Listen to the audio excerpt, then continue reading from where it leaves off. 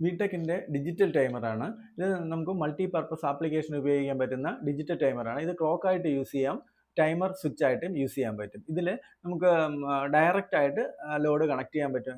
എന്ന് വെച്ച് കഴിഞ്ഞാൽ ഇത് 30 ആംപിയറിൻ്റെ റിലേ ആണ് യൂസ് ചെയ്തിട്ടുള്ളത്. അതുകൊണ്ട് 1.5 HP മോട്ടർ വരെ നമുക്കൊരു കോൺടാക്റ്റിൻ്റെ ആവശ്യമില്ലാതെ നമുക്ക് കണക്ട് ചെയ്യാൻ പറ്റും.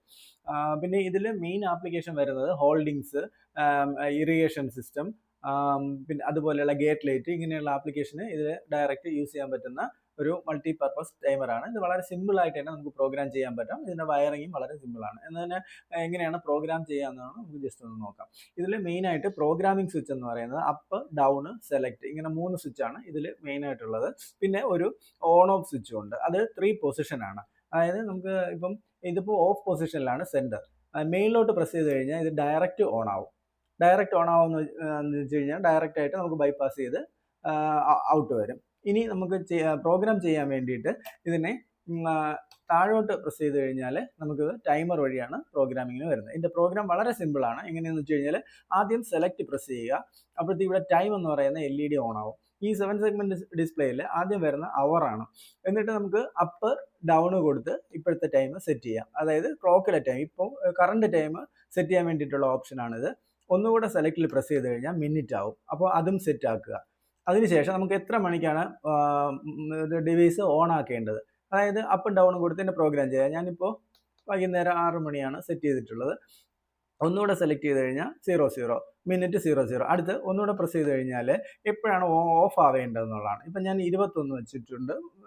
വൈകുന്നേരം സമയമാണ് 22, 23, 11 മണിയാക്കിയിട്ടുണ്ട്. ഒന്നുകൂടെ സെലക്ട് ചെയ്ത് കഴിഞ്ഞാൽ ഓഫ് ആവും. ഓക്കെ, ഇപ്പം പ്രോഗ്രാമിംഗ് കഴിഞ്ഞു. അതായത് ഫസ്റ്റ് സെലക്ട് ചെയ്യുമ്പോഴത്തേക്ക് കറണ്ട് ടൈം സെറ്റ് ചെയ്യുക, അത് കഴിഞ്ഞ് ഓൺ ടൈം സെറ്റ് ചെയ്യുക, അത് കഴിഞ്ഞ് ഓഫ് ടൈം സെറ്റ് ചെയ്യുക. ഇത്രയേ ഉള്ളൂ അതിൻ്റെ പ്രോഗ്രാമിംഗ് എന്ന് പറയുന്നത്. ഇനി നമുക്ക് ആ സമയത്ത് തന്നെ ഇത് ഔട്ട്പുട്ട് വന്നോളൂ. നമുക്ക് ടെസ്റ്റ് ചെയ്യാൻ വേണ്ടി നമുക്ക് മേളിലോട്ട് പ്രസ് ചെയ്യാം. അവിടത്തേക്ക് ഇത് വർക്ക് ചെയ്യും. ഇനി ഇതിൻ്റെ പവർ സപ്ലൈയിൽ ഞങ്ങൾ യൂസ് ചെയ്തിട്ടുള്ള ട്രാൻസ്ഫോമറാണ്. അതുകൊണ്ട് തന്നെ ചെറിയ ഫ്ലക്ച്വേഷൻ വന്നാലൊന്നും ഇത് കംപ്ലൈൻറ്റ് വരത്തില്ല. ലോങ് ലൈഫ് നമുക്ക് കിട്ടും. ഇത് പിന്നെ സർവീസബിൾ ആണ്. നമുക്ക് സർവീസ് ചെയ്ത് എത്ര കാലം വേണോ ഉപയോഗിക്കാൻ പറ്റും.